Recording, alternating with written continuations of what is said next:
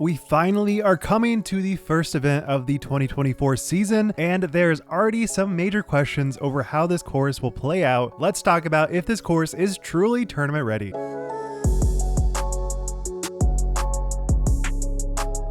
And before we get started, if you want to support this channel, I would really appreciate it. I currently have some Gannon Buhr MD1s and my brand new bag on my site, so be sure to check it out. It would really mean the world to me. So before we get too deep, I really want to reiterate that this course really has the potential to be a world-class course. Even before Paul and Dylan made any changes, I think it had the caliber to be a top-level course. Obviously, there was a lot of changes that needed to be made, but that still does not degrade from this course being truly one of the most intense and most interesting courses. But with that said, I think I'll structure this as kind of a good, bad, and ugly as a three-part structure because I think there is some good, I think there's some bad, and I think there is some ugly. So starting out, first we have to talk about how cool of a course this is. This is the Throw Down the Mountain course. If you are unaware, I don't know how you could not know that, but if you don't, this is the Throw Down the Mountain. This is one of the most fun courses that you have ever seen. Obviously, this is a fan favorite. This is a player favorite. This is also the course where Simon made that like insane drive on hole 16 it was, where he had to go from one peak to the next and made it inside circle and then missed his putt, which was hilarious. The historical nature of this course really cannot be understated. And if you have ever seen any lines, even before the changes, you can definitely see how fun and interesting it is of a course. It is insane. Every single shot feels like you're playing into a wild jungle. It really is insane. And the difficulty has been raised even higher with the changes made by Paul and the course designers. So the OG course, while it was difficult, is now even more difficult, especially for the MPO layouts, which clearly show that Paul has had a very intentional pivot to making sure that every single hole feels pro level ready.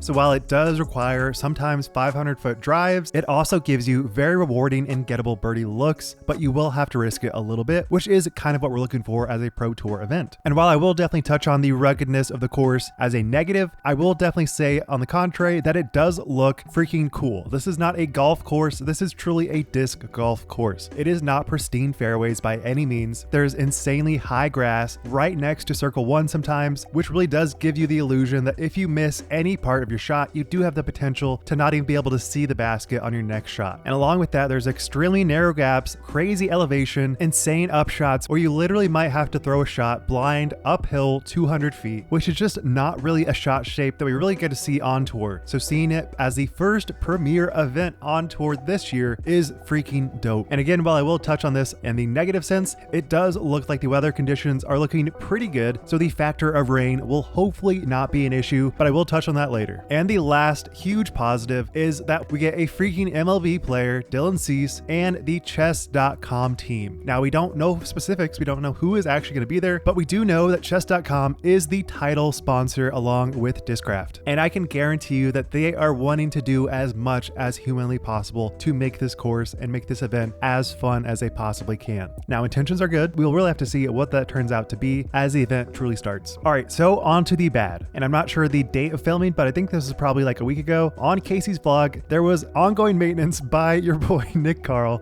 He was actually doing maintenance on the course. And along with that, Paul mentioned he was having somebody come just a couple days ago to cut down tree limbs and to widen up the fairways. Now, obviously this isn't a bad thing to do course maintenance, but it does make you question, is this course truly tournament ready right now? But like the beautification parts are not finished yet. So it is a little bit rough in parts. It's going to be muddy. And especially looking at the footage so far, it looks like it is in rough shape. It is in the Florida climate where rain is inevitable, and it certainly seems like when rain does come to this course, you are playing a totally different way. It is difficult to throw off the tee pads. Your shoes are caked in clay and mud, and it seems like you weigh an extra 5 pounds, it looks like. And currently, it doesn't look like rain will be a part of this event, but seeing how rain is so very hard to predict, especially in the Florida climate, there is no telling if this rain could come on the first day of the event, which I believe would really change the way that players are going to play this. They obviously know it is the first event and they don't want to do anything crazy, don't want to get injured the first event, so they might be playing a little bit more timid. They might be annoyed. It definitely has the potential to have backups, and if you're trying to play practice rounds, you also have the potential to have rounds that you are just caked in mud. It is a long course, you have a lot to battle through, and it certainly seems like like while it will be a fun event to watch, it may not look the best on camera because so many of these fairways looks like a truck torpedoed right through the fairway, and it certainly doesn't look the most professional. Now, once again, I kind of like that it is a much more rugged look on tour.